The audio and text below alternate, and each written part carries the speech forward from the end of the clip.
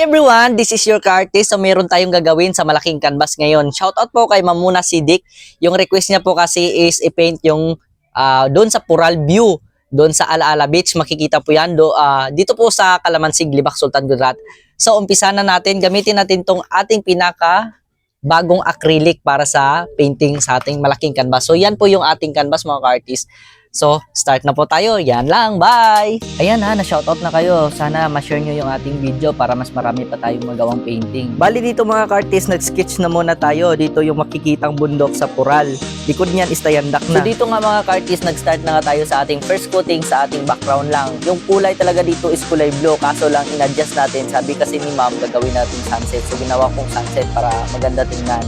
Ako na mismo yung gumawa ng design ko, sariling imagination ko lang ginamit ko dyan para mas mapaganda ko lalo yung painting. Sa mga artist dyan, alam nyo kung anong ibig sabihin nito, yung kasama natin sa pag-paint, syempre yung music, di ba mga artist?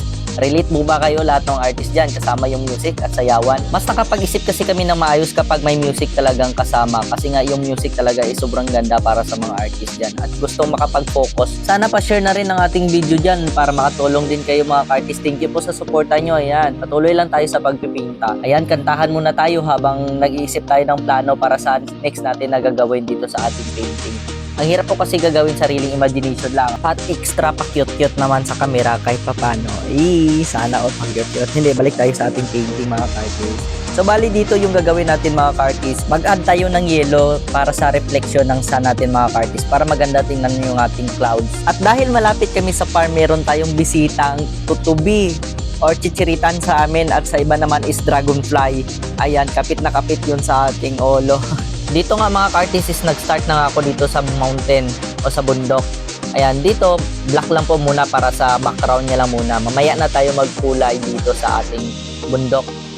Kasi yung kulay kasi dito is green. Kahit sunset siya, green pa rin yung bundok natin. Hindi plain black lang kasi para maganda tingnan. And then nag-apply na nga tayo ng first coat para sa ating dagat. So hanggang dito lang muna, tapusin nyo po yung video natin mga ka-artist.